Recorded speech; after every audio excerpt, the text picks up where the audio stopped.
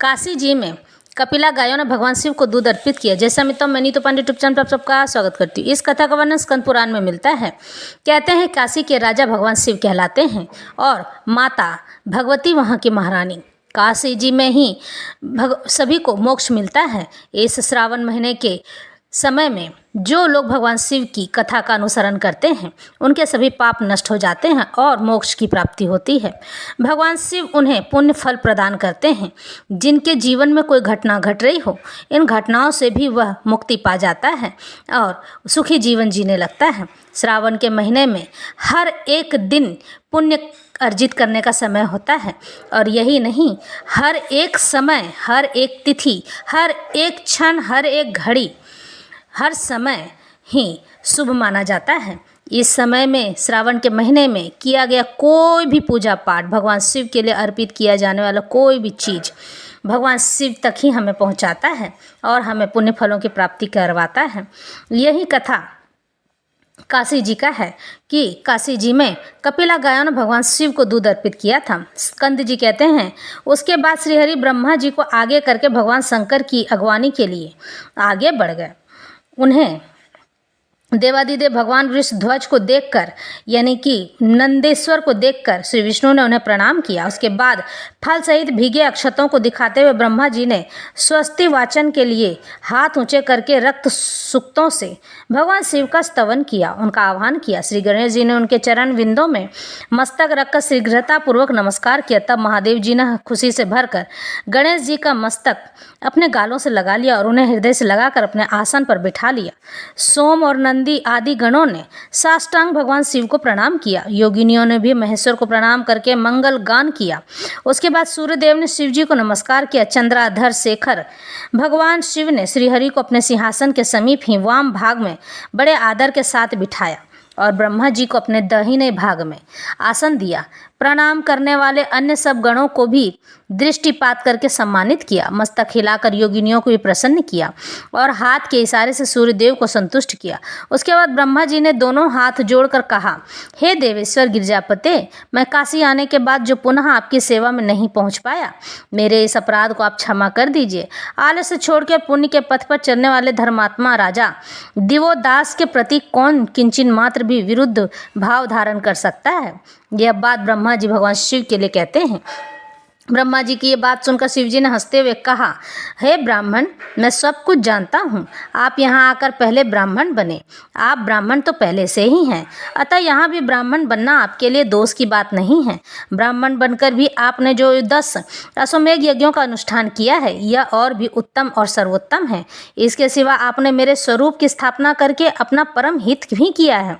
हे देवेश्वर, भगवान शिव के ऐसा कहने पर योगिनियों ने भी परस्पर एक दूसरे का मुँह देखकर भीतर संतोष की सांस ली।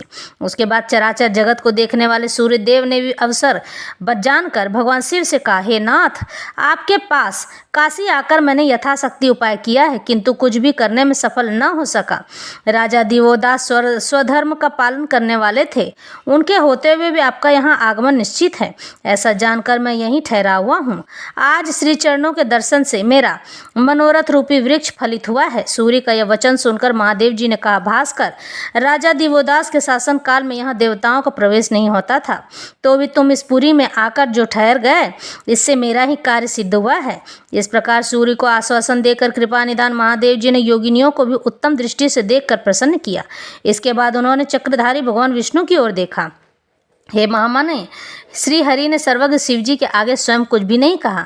भगवान शिव गरुड़ के मुख से गणेश जी और विष्णु जी का वृत्तांत सुन चुके थे, अतः वे मन ही मन इन पर बहुत प्रसन्न हुए। वाणी से कुछ भी नहीं कहा। इसी समय गोलोक से 5 गौएं आई, जिनके नाम इस प्रकार हैं, सुनंदा, सुमना, सुशीला, सुरभि और कपिला। ये सब पापों का नाश करने वाली थीं। भगवान शिव जी के प्रति वात्सल्य स्नेह के कारण उनके स्तनों से दूध चूने लगा, टपकने लगा। उनके स्तन रूपी मेघ दूध की धारा बरसाने लगी। उन गायों ने अपना ममत्व भगवान शिव के लिए प्रकट कर दिया। उनकी माएँ कहलाने लगी और तब तक बरसाते रहे जब तक कि एक सरोवर भर नहीं गया। पार्श्ववर्ती लोगों ने देखा, यानी पास के लोगों ने देखा, एक कुंड भर गया है। भगवान शंकर के अधिष्ठान से वह एक उत्तम तीर्थ हो गया है। महेश्वर ने उसका नाम कपिला कुंड रख दिया। भगवान शिव ने कहा कि यह आज से कपिला कुंड के नाम से जाना जाएगा। उसके बाद महादेव जी की आज्ञा से सब देवताओं ने उसमें स्नान किया। उसके बाद उस तीर्थ से दिव्य पितर प्रकट हुए। उन्हें देखकर सब देवताओं ने प्रसन्नतापूर्वक उनका तर्पण किया। अग्नि, स्वात, बहिर्सद, आज्यप और सोमप आदि दिव्य पितरों ने तृप्त होकर शंकर जी से निवेदन किया, हे देव, हे जगन्नाथ, आप भक्तों को अभय देने वाले हैं। आपके पास होने से इस तीर्थ में हमें अक्षय तृप्ति प्राप्त हुई है, इसलिए आप प्रसन्नचित्त से वरदान दीजिए। दिव्य पितरों का यह वचन सुनकर शिवजी ने कहा, कपिला गौ के दूध से भरे हुए इस कपिलेश्वर तीर्थ में जो श्रद्धापूर्वक पिंडदान एवं श्राद्ध करेंगे उनके पितरों को मेरी आज्ञा से पूर्ण तृप्ति होगी। अमावस्या और सोमवार की योग में यहाँ दिया हुआ श्राद्ध दान अक्षय होगा। प्रलय काल आने पर समुद्र और उसके जल नष्ट हो जाते हैं, लेकिन अमावस्या तथा सोमवार के योग में किया हुआ यहाँ का श्राद्ध कभी छीन नहीं होता है, कभी कम नहीं होता है। गदाधर और ब्रह्मा जी, आप लोग जहाँ विराजमान हैं, जहाँ जहाँ मेरी स्थिति है, वहाँ फल्गु नदी निसंदेह विद्यमान है। पितरों, इस तीर्थ से जो नाम आप लोगों को तृप्ति देने वाले हैं उनका परिचय देता हूँ।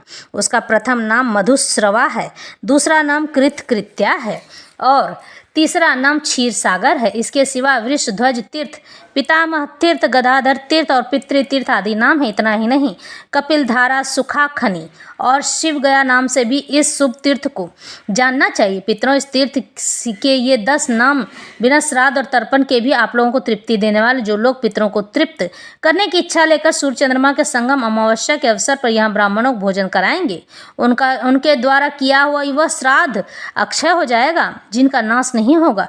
जो पितरों की तृप्ति के लिए यहाँ श्राद्ध में कपिला गौ का दान करेंगे, उनके पितर क्षीर सागर के तट पर निवास करेंगे। जिन्होंने इस वृषभ ध्वज तीर्थ में वृषोत्सर्ग किया है, उन्होंने अपने पितरों को अश्वमेघ यज्ञ के पुरोडास से तृप्त कर दिया। पिता के गोत्र में और माता के पक्ष में जो लोग मरे हैं उनको यहाँ किया हुआ पिंड दान अक्षय तृप्ति देने वाला होता है। पत्नी वर्ग अथवा मित्र वर्ग में जो लोग मृत्यु को प्राप्त हुए वे भी वृषध्वज तीर्थ में तर्पण करने पर तृप्ति को प्राप्त होते हैं। जिनका वृषध्वज तीर्थ में तर्पण किया गया है वे सब पितर ब्रह्मलोक को चले जाते हैं।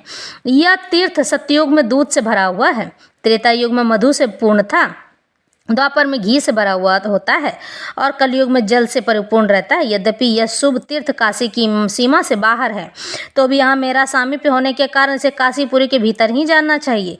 काशी निवासियों ने यहाँ मेरे वृष चिन्ह युक्त ध्वज का दर्शन किया, इसलिए मैं इस तीर्थ में वृष ध्वज नाम से निवास करूँगा। पितरों, मैं तुम्हारे संतोष के लिए यहाँ ब्रह्मा, विष्णु, सूर्य तथा अपने पार्षदों के साथ निवास करूँगा। इस प्रकार शिवजी पितरों को वरदान दे रहे थे। इतने में ही नंदिकेश्वर ने निवेदन किया, प्रभु, रथ सुसज्जित होकर तैयार है, अतः अब श्री चरणों की विजय यात्रा प्रारंभ हो। तब 8 मृतकाओं ने भगवान शिव की आरती उतारी और भगवान विश्वनाथ श्रीहरि से हाथ मिलाए हुए उठकर खड़े हुए।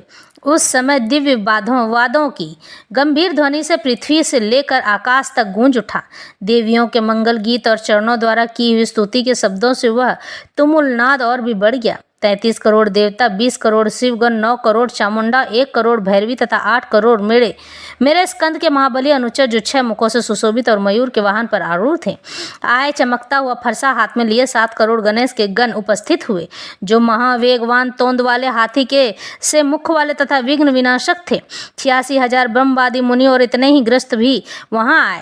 3 करोड़ पाताल निवासी नाग, 2-2 करोड़ शिव भक्त, दानव और दैत्य 8 लाख, गंधर्व 50 लाख, यक्ष और राक्षस 2 लाख, 10,000 विद्याधर, 60,000 सुंदरी दिव्य अप्सराएं, 8 लाख गौ माताएं, 60,000 गरुड़, नाना प्रकार के रत्नों की भेंट देने वाले 7 समुद्र, 53,000 नदियां, 8,000 पर्वत, 300 वनस्पतियां और 8 दिग्गज, ये सब लोग उस स्थान पर उपस्थित हुए जहां पिनाक पानी महादेव जी विराजमान थे।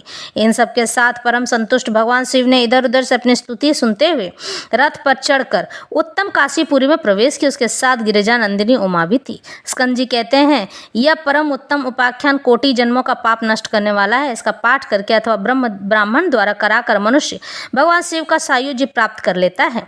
जो इस आख्यान का प्रसन्नतापूर्वक पाठ करके नूतन गृह में प्रवेश करता है वह सब प्रकार के सुख का निकेतन बन जाता है। यह उत्तम उपाख्यान तीनों लोगों के लिए आनंदजनक है। इसके श्रवण मात्र से भगवान विश्वनाथ प्रसन्न होते हैं।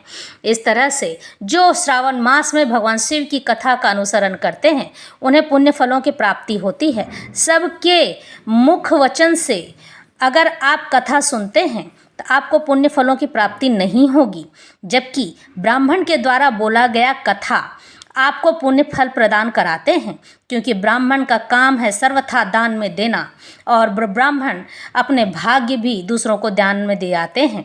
यही नहीं, मेरे मुख से भी सुनी हुई कथा आपके पुण्य फल को बढ़ाने वाला होगा, क्योंकि मैं कर्मनिष्ठ ब्राह्मणी हूँ। मैं